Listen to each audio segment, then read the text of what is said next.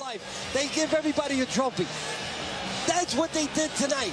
They gave a trophy, a win, a huge win to Horn, the local kid, for trying hard. You're not supposed to get it for trying hard. You're supposed to get it for winning.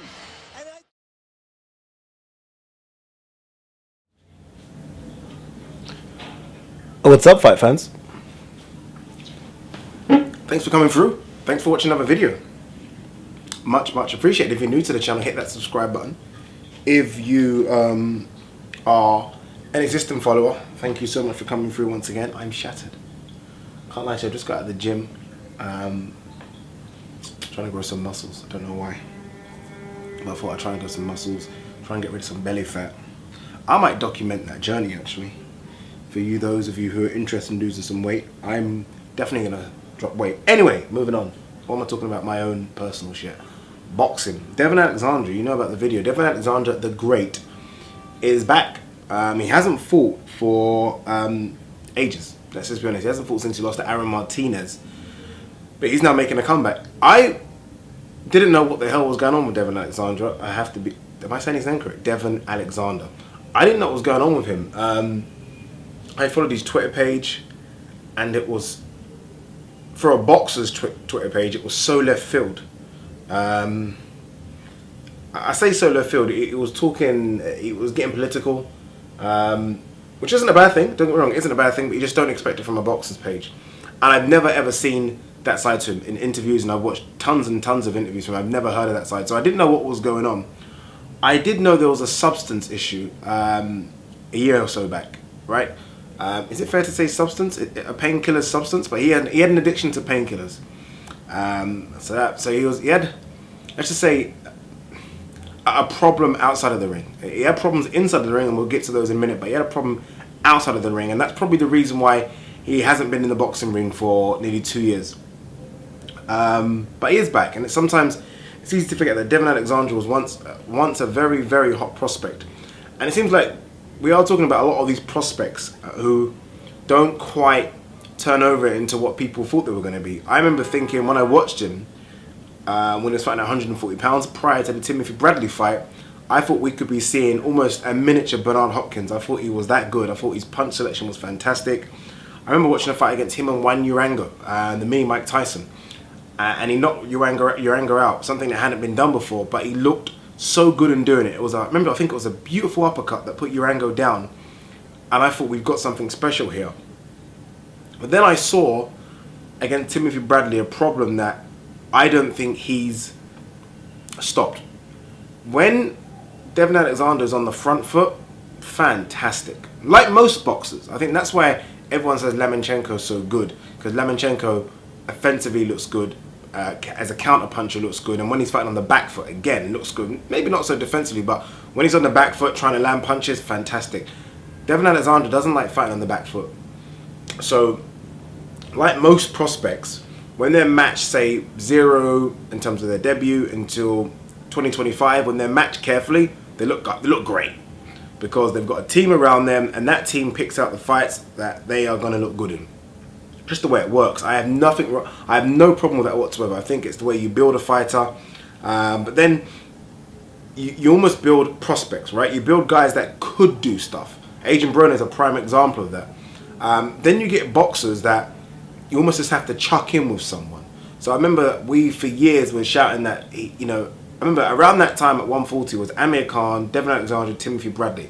Amir Khan was obviously shouting for, even that early, for Pacquiao or Mayweather. Sorry, for Mayweather. He went up to 147 and chased bigger fights there. And it was left to Devon Aleander to fight Timothy Bradley. Timothy Bradley is a dirty fighter. There's no two ways about it. He headbutts, he gets stuck in, gets really close up with you, likes to throw body shots, likes to throw even some elbows. Watch his fights, he does. Devon Aleander just didn't know what to do and didn't like that. He complained, the ref stopped the fight, and for me, he quit.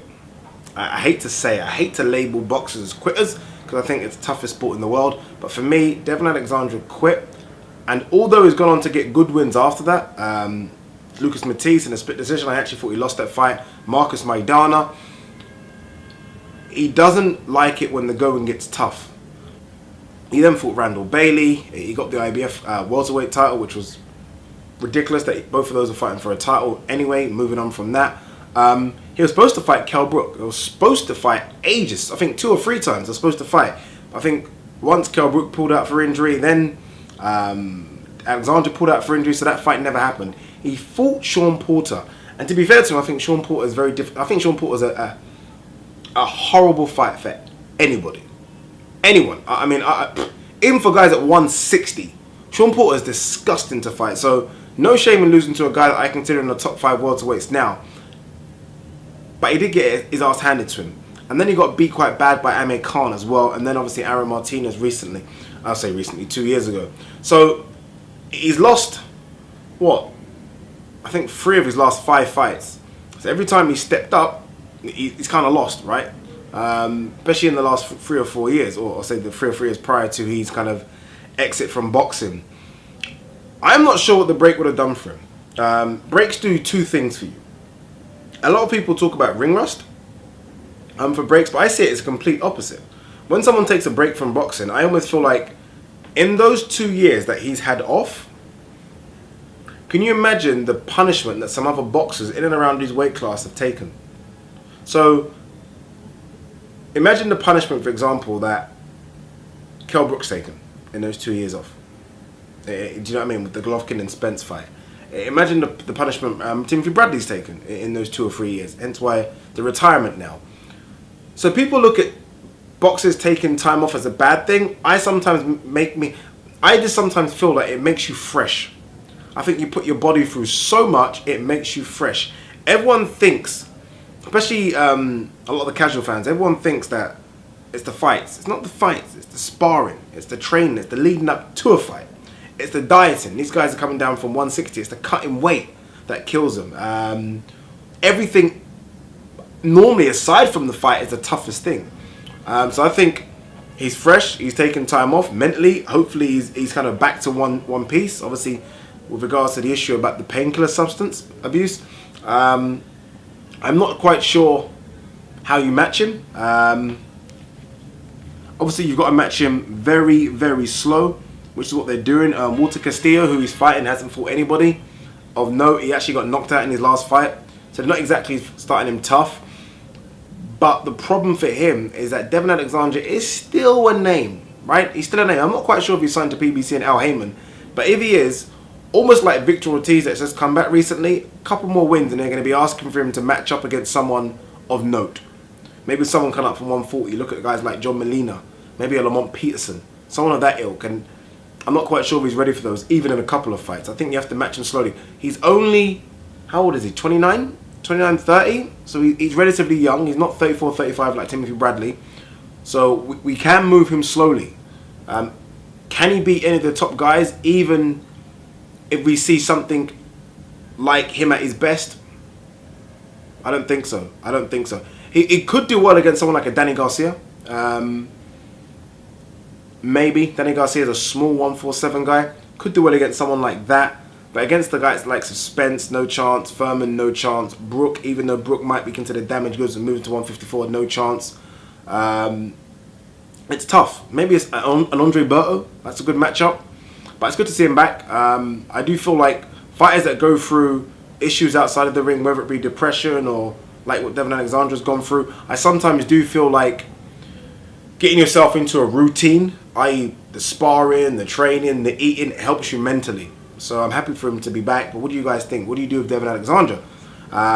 Do you move him quickly as a world titleist, as a name, or do you just take it very, very, very slow and match him very carefully? Maybe in 4 or 5 fights time, push him against someone like the names I've just mentioned. Leave your comments below. Peace.